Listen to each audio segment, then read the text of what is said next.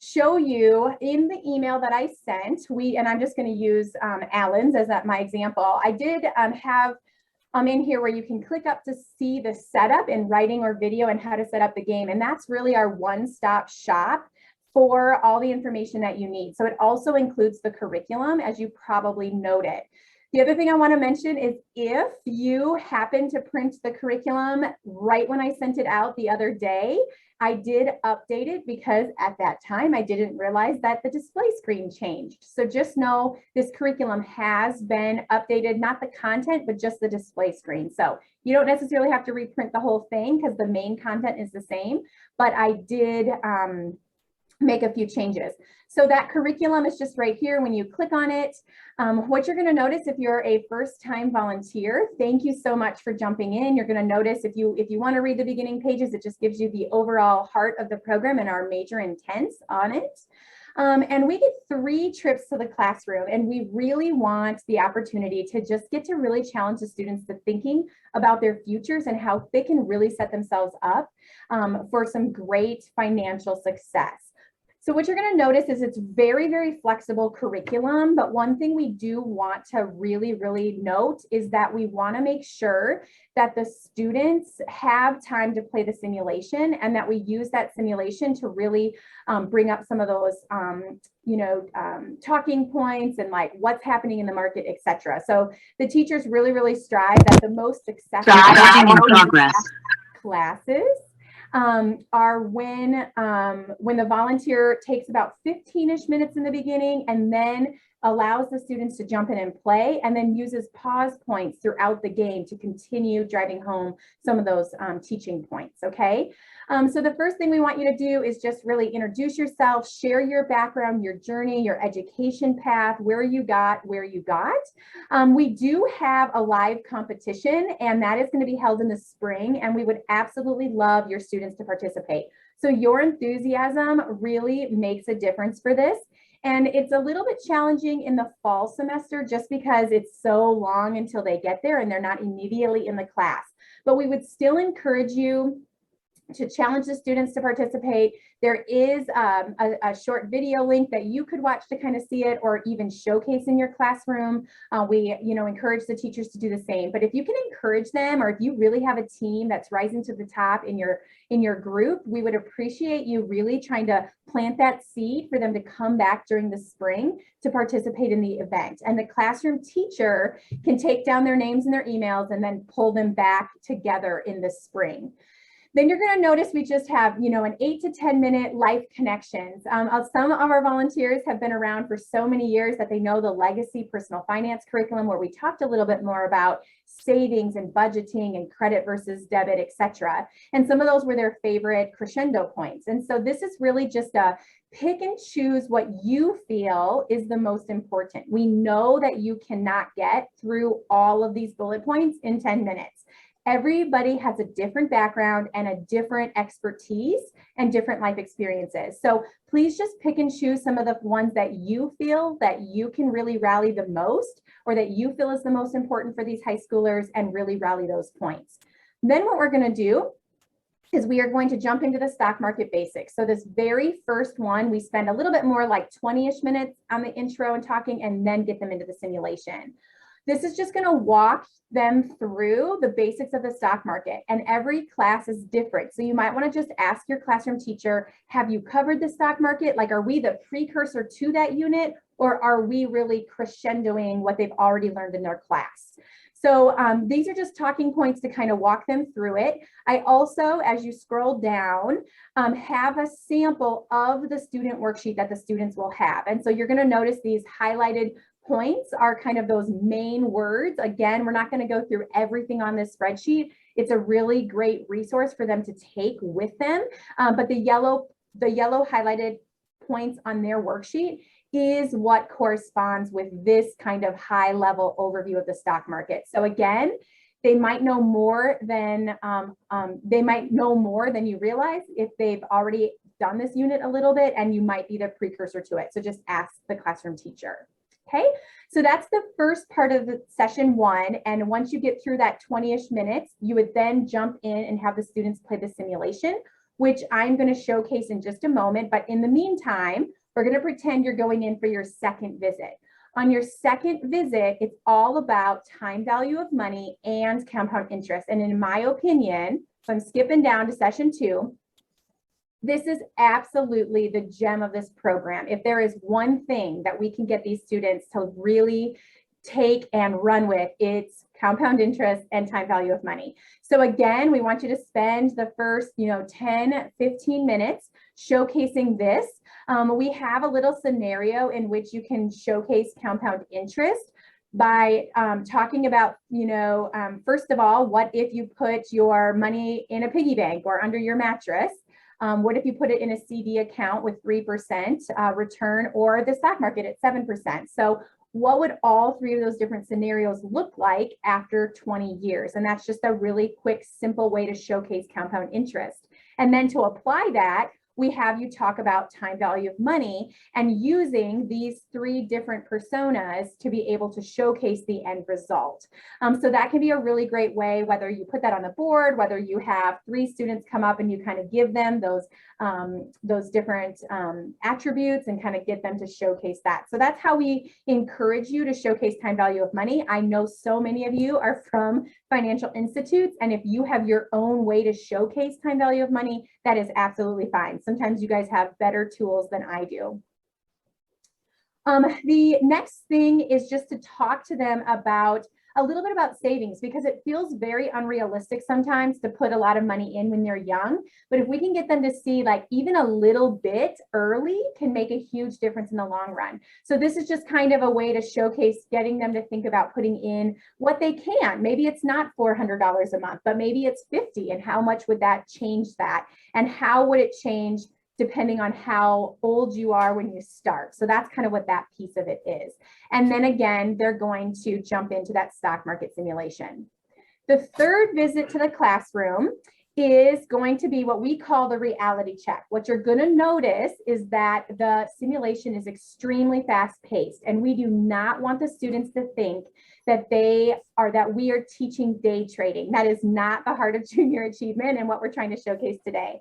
So we just want to point that out. We just want to have an honest conversation with them and point out what are some of the differences of the simulation and the competition, funness of that, and the real world experiences. In the real world, you take time to research stocks and mutual funds, etc. You might work with a professional portfolio manager, and hopefully you're not trading every 30 seconds, right? So this one is very brief in the beginning, and the bulk of it is their final class competition, which can be a lot of fun. Work with your classroom teacher, because I know there are some teachers that actually assign credit to their ranking in that final competition. So sometimes they get bonus points, sometimes they actually get a grade, etc. So some teachers actually do that. So that is a quick snapshot of the curriculum itself and what we're trying to bring forward. And now I'm going to talk specifically about the simulation. So as we scroll back up, I'm sorry, it's going to be busy on your screen for just a minute. There's 2 places that talk about the simulation. First of all, we do have on page 10, the display screen and what all of the display screen means. And I'm going to go through that in just a moment live. And then we also have the transaction screen that the students see. So that's in the middle of your book. And then if you go to the very, very bottom, we have the updated way to log in. So if you happen to join recently and didn't hear me say in the beginning, I did update the curriculum. So the same link that you had in the very first email, if you click on it and you don't see the new one, you can just F5, refresh your browser. But the newest curriculum of the simulation setup is in here. So most of you got the email yesterday afternoon and were able to successfully set up your password. So what the next steps are, and I'm going to show it to you, but just know that all the steps are literally listed out here as well. But I'm going to close that and just free for all talk. So on the Chrome screen, when you log in, you're going to go to www.futurefinanciers.com. And when you get there, this is the landing page. This is the landing page for volunteers, teachers, and the students, okay? So as the teacher or volunteer, you're just going to simply click on login, and you are going to put in the password that JA used, and this one is my teacher account. So I'm going to pretend I'm a teacher, and the password that you created. And I just got to focus for a quick second to get that in. Hit submit.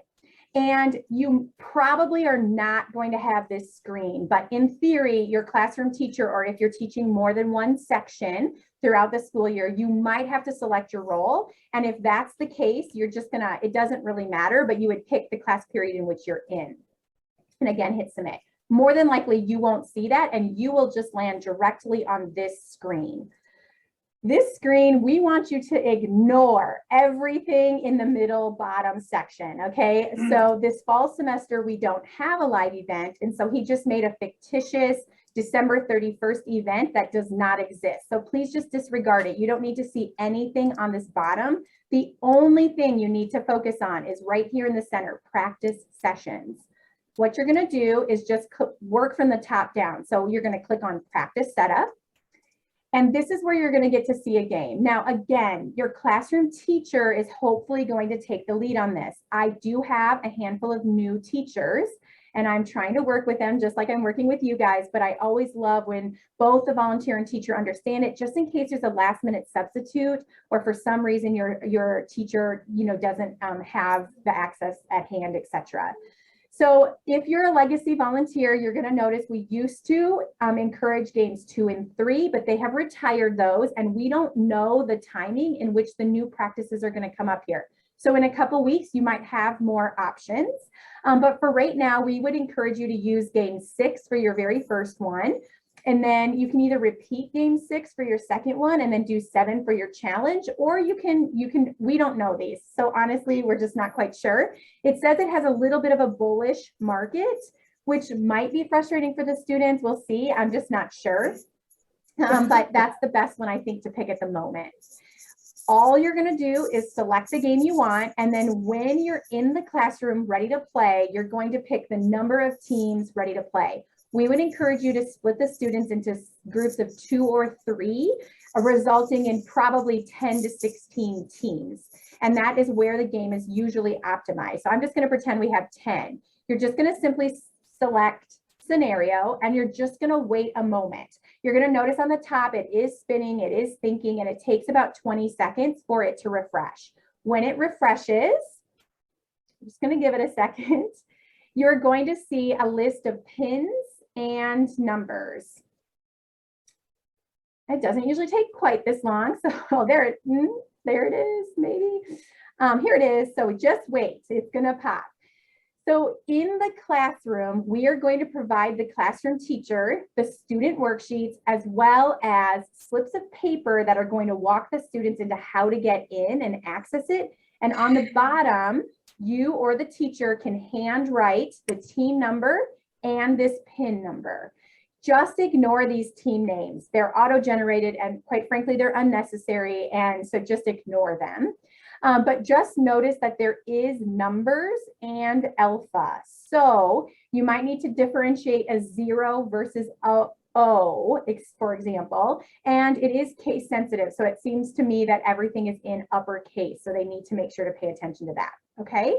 So that would be just, we've now set up the game. And so how we run the game is stay on this screen and hover again over practice sessions and simply open the next 3 tabs. So practice stock listing, it's going to open in a new tab, click back over, hover, open the display screen, click back over, hover over the control panel. Okay, these are the 3 that you or the teacher need to have on the main computer. What you're going to notice is that this practice stock list corresponds directly with the game that you have set up. So JA has not printed these for the students because, to be frank, we're not quite sure when or how those games are going to change. So we encourage you to have every student. In most of our schools, they have one-to-one devices. So if possible, we would encourage more than one student to log in, and one student can pull up the practice stock list and the display screen, and the other student can run the transaction screen, which will make sense in just a moment. So this is going to give you the list of practice stocks that they can look at. What you're going to notice and what you're going to want to showcase in your intro of stock market basics is that there are these red callouts. The IPO is an initial public offering on day 13. So they cannot purchase EXC until day 13. So just keep that in mind. Over here on the right-hand side, you're going to notice there is an I next to the dollar amount, okay? As you scroll down, you'll have another IPO potentially. And in this game, we don't have any dividends, so that's unique, but okay. On some games, you might have a dividend date and an ex-dividend date. The dividend date is the date in which they have to purchase it by, and the ex-dividend date is the date they need to hold and own that stock, and that's the day that they'll see the payout of that dividend. So just keep that in mind and point those two things out in your intro, okay? You don't really need that as the volunteer, but that's just there. This is the display screen, and you're going to notice if you're a legacy volunteer, it looks just a little bit different. It's actually easier than before, and it corresponds with what the live event will see. On the left-hand corner, you're going to see that it's going to have the day. So right now it's pre-game, but it's going to say day 1, day 2, etc. The right-hand side, you're going to see your top 5 portfolios. You're going to see breaking news scrolling across the top, and that's going to be really what's fun for you as the volunteer. So you bring the energy to this simulation. So as you're in the classroom, do shout outs, create some energy, read out loud what those breaking news items are, and also use those as your talking points. So have a pause point and say, ooh, what do you think that's going to do to that stock? And maybe you wait a couple so you don't give out any, intel for the groups that actually get it. But use those talking points. Why did that stock go up? Why did that stock go down, etc. You're going to see that we've got the top movers, and also if there's any significant volume changes scrolling from the top as well. The main screen is going to show you those stocks, what that current price is, how it's changed in the past day, and how it's changed over the past 3 days. And then on the right-hand side, if it's at its all-time low, it will be highlighted red. And if it's at its all-time high, it will be highlighted blue. On the bottom, you're going to see the actual ranking of the teams. And on the right-hand side, you'll see their cash on hand, as well as the net worth and their return on investment. You can just ignore the dude on the right-hand side. This is not our slide. And again, we're hoping that he can just take it off, or that we can upload one of our local sponsors to thank them for their support of this program. Okay. The last piece on the teacher side is the control panel. So usually the classroom teacher will take the lead on this. Once in a while, it might be somebody else. Some teachers have movable mouses that they can actually walk around the classroom.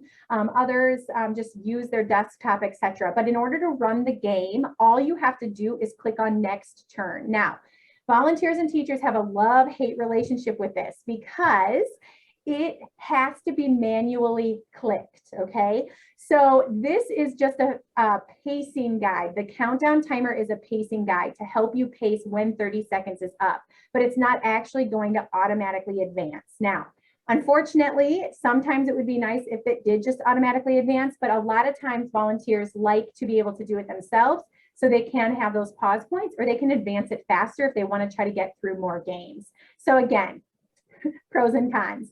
So basically, what I normally do is give them a few minutes, that first turn or two, because they're learning the simulation, especially on your first day. But when you're ready to advance the game, you're just simply going to click next turn. And what you're going to notice is that this display screen has now jumped. I hit it twice. And so now it's on day 2. So now is where you're going to start seeing, ooh, these red ones are on the all-time low. These blue ones are at their all-time high.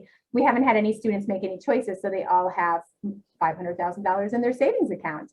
And so again, you can use this for a pause point. So if you don't want to advance the game and you want them all to have their attention on you because you want to be able to do a shout out or point something out, etc., that's the beauty of this.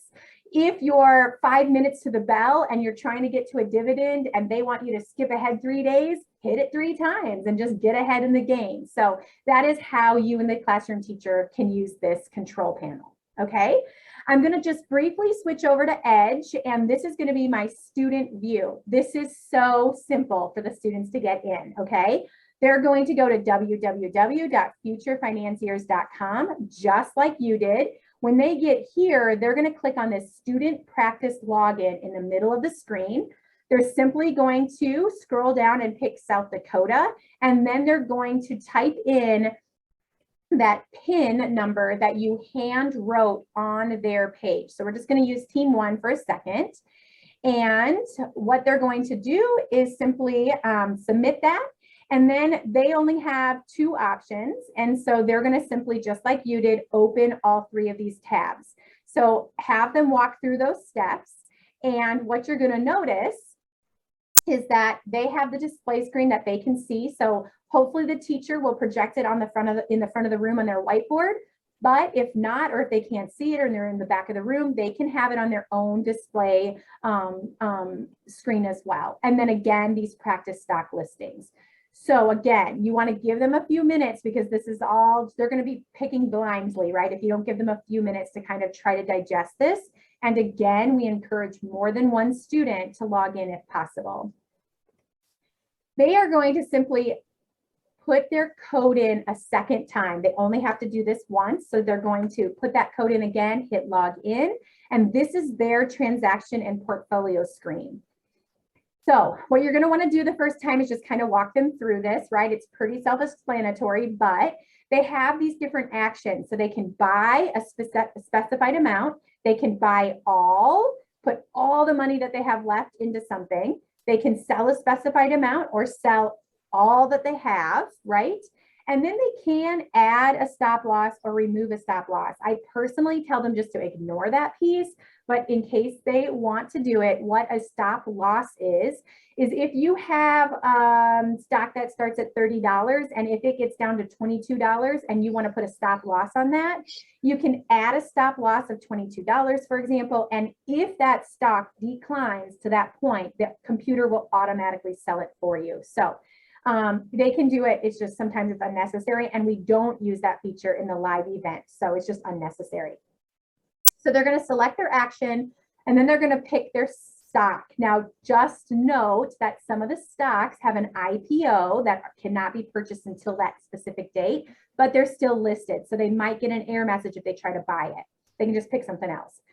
Otherwise, they're going to pick what they want, and then they're going to pick their amount. Now, please note, they can choose between shares and dollars. I highly encourage them to use dollars, especially in the beginning. They have $500,000 to get into the market. And so if they're buying 100 shares at $20, it's going to take them a long time. So I encourage them to go buy $10,000, $25,000 of a stock, etc. So get them just to get their money in.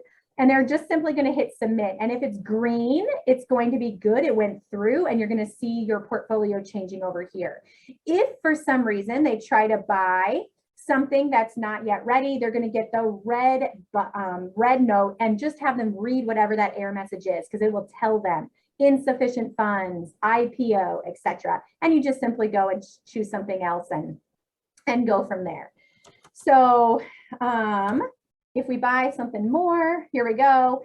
You're going to notice over here, it does show what they've purchased, and then it shows them their cash on hand. What is their return on investment once we get going? And then this shows their trading history to date as well. So that's kind of nice for them to kind of be able to keep track of what they've done. So here's what I'm going to do. I've had this team buy a few things. I'm going to switch over to my Chrome, which is my teacher view, and I'm just going to advance the day so we can kind of see what's happening here. And then I'm going to go back over to my student. So the student's going to then see the trading. Now we're on day 4, and you're going to start seeing some movement. So check the financial news off. Fresh Mix aggressively expanding, targets 75 new locations by 2014. Okay, that is probably an error. I think it was supposed to be 2024. So I apologize for that. We're not quite sure what we're going to discover. Tessa's laughing over there. So again, they just flipped the back end. So I do apologize. And he is updating the game. So it's probably been that way since 2014. Who knows? So just know that who knows what we're going to pop up, but it's an error right there. So I got distracted. We're just showing like sometimes, so some of the talking prompts you'll see in the curriculum, we have listed a variety of things to look for and to shout out. So sometimes it's if somebody jumped, oh, you know why? It's because I'm number one. Like my team is number one. If I had picked like team 5, we would have seen it move. I'm like, how come it never changes? It's because I always pick team 1, of course, silly me. So you can see that we've got 424,000 in cash, but we are actually have a return on our investment. We're actually making more money now. So that is really it in a nutshell of the simulation and how it works and how the students work with the back end. So again, it's very, very self-explanatory, to be honest. I am going to briefly pull this back up because I just want to just show you what a couple of those things are. So under the first, I think it's pages, I can't even remember now. I'm sorry, I'm scrolling quickly, but I just want to show you that it is here. So right down here on bottom of page 6, you know, how much cash do the students have on hand? As I'm milling around the room and coaching them as they're playing, I'm literally looking over their shoulders and saying, how much cash do you have on hand? How much cash do you have on hand? Because sometimes they think they've bought a lot and they really haven't, because especially if they're doing the shares side. And so they can't make money in the market if they don't have their money in the market. So that's always a shout out touch point that I always say in the beginning. Is it a bull market? Is it a bear market? Is it a good time to buy or sell? And just keep getting them to think about that throughout your game. What are the market conditions?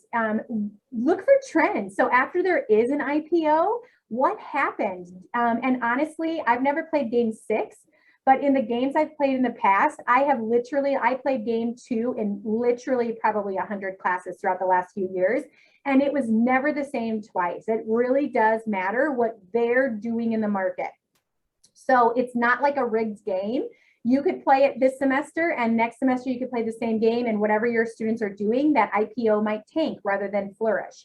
It literally does matter what they're doing in the market. I can just say that after having done it so many times. The breaking news, watch, you know, if they're jumping. Now, sometimes teams aren't going to want to reveal what they did right away, but sometimes they're willing to share just for the sake of learning.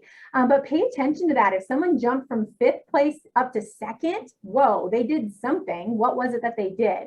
And we always want to really focus on diversification. That's in the curriculum, but again, make sure that you really showcase that. What you're going to notice, if I can find my right here, this column right here, this header is going to show you what industry it's with. So maybe you don't want to put all your money. Maybe you don't want to do both the cyber tech and the hyperspeed fiber optics because they're both under the technology industry, right? You want to diversify your industries, etc. So that's one additional thing to really take a look at. So with that, I'm going to pause. I'm going to stop sharing, and I'm just going to ask if anybody has any questions.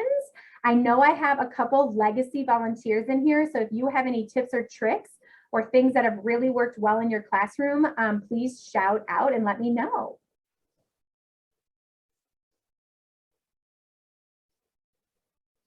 I have a couple of questions. Yeah. The first one I was wondering is, on average, how many days do you think that they would get through per class period, just so I know like how to pace it? Yes, very, I very feel like good I would question. be overstimulated, so I don't want to like stress them out, you know?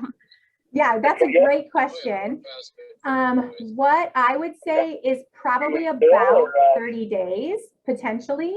Again, if you're, and that's very ambiguous, right? So it really depends on, you know, did you, you know, that first day, we were hoping that you talk for about 20 minutes and then they get about 25 minutes to play. And you're going to give them a few minutes. So you won't get through as many the first day. It might honestly be closer to like 15 days. But typically that second and third day, you can get through a lot more.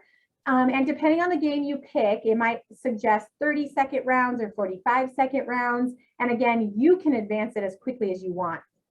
So a lot of times I do kind of just like start advancing like quicker because it is more fun. They see more of that return on the investment.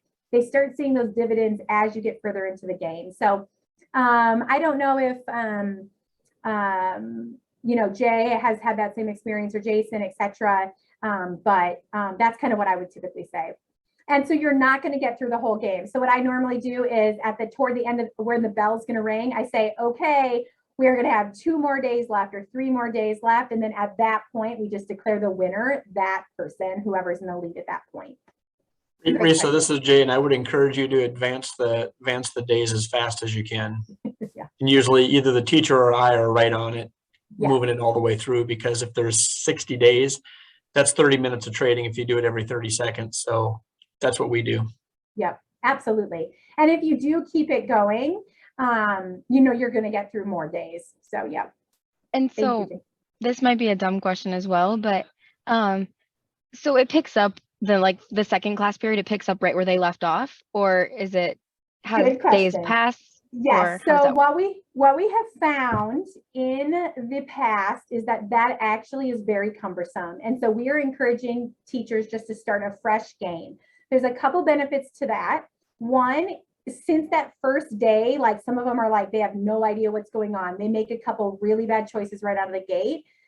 They get sunk right away, and then they're just like can't dig themselves out. So a fresh start that second day is actually usually preferred by the students because they have a little bit of an idea, and some of your stragglers kind of picked it up by the end. And so a fresh start is just kinder, I guess. But also, it is so much harder to carry it forward because you have to have the exact PIN numbers with the exact students. And sometimes there's students that were there the first day, but not the second day, and your teams change, etc. So we're actually encouraging everybody to just start fresh each. The other reason we're encouraging that, just to be completely honest, is that we don't know if the teachers have 4 sections. We're not sure if they can see all 4 of their class periods. For those of you who were on in the beginning, they just changed the back end setup, and we were never able to replicate a login twice on our side. And so if we put in all 4 of their classes before they activated their account, we're not exactly sure if they can see all 4 sections. So if you or your teacher really want to carry a game forward, you can if the teacher has access to more than 1 class period. If they don't, and you really want to do that, just reach out to me and I will absolutely create the accounts that they need to be able to do that. So there's pros and cons, and for the simplicity of everybody's sanity, it's just easier to start over. I hope that makes sense. Do you recommend that we tell the students like this is only today's simulation, so you might as well just like take risks, or do you recommend? Yeah, absolutely. Okay, yeah. I totally think so. Yep, I do. I would suggest that. Any other questions? We just really can't stress enough, getting the kids into the simulation and then using those talking prompts and those pause points throughout. Like it really, really does make a difference. And also just that individualized coaching, like mill around the room as you're teaching, because a lot of times they'll ask questions on the side to you directly that they don't want to necessarily ask the whole class. And I have found that normally if they ask a question on the side, it's something that's a really great point that everybody should know. Just like what Morgan said, those were 2 talking points I should have just had in my training. And so you can then share it with the whole class if it's applicable as you go too. What else? Tessa, anything that you can think of from past years or teachers that you think I've maybe forgotten? No, Kelsey, from your experience trucking along with us the last couple weeks? All right. Well, we are so grateful for your participation. We are in 2 weeks, right? 2 weeks from yesterday, we will be jumping into Sioux Falls, and 2 weeks from today, we'll be jumping into O'Gorman and Harrisburg. We are absolutely excited for you guys to participate. This truly is one of those classes that hit them right where they are. So some of them have their first jobs. Some of them are going to be getting their first jobs. They're going to be getting their first paychecks. They're actually, the holidays are coming up. What are they going to do with their holiday money that they might get? Are there some smarter ways that they can utilize those funds now for the long run. So those are all the things we really want you to just, think about. What do you wish you would have known in high school to carry forward, and go from there. So if you have any questions, if you want to play the simulation, just like I did, it works really well to just use 2 different browsers, just like I did. And then you can log in as the volunteer on the one side, the teacher or the students on the other, and you can just toggle back and forth, and you can read some of those highlights, kind of see what happens. Unfortunately, you can't, play against people unless you get some buddies or some colleagues and give them all a login as a student and play from there too. But it is a lot of fun. It can be really good energy. Every class is just a little bit different. And so just know that your 8:15 in the morning class might be different than your 10:10 class due to energy or right after lunch, etc. But I promise you, the energy that you bring will absolutely make a difference. The last thing I just want to remind you is that you do need to have photo ID in nearly every school, especially Sioux Falls Public. So if you please bring your photo ID, check in at the welcome window. A lot of times they'll hold it, give you a badge of sticker that you've checked in, and then when you leave the school, they give you that ID back. So keep that in mind. If you don't have to actually give it in, normally you always have to sign in no matter what school you're at, and most of them will have a lanyard or some way to tag you. So that's for the safety of the students. So we thank you for honoring that as we go.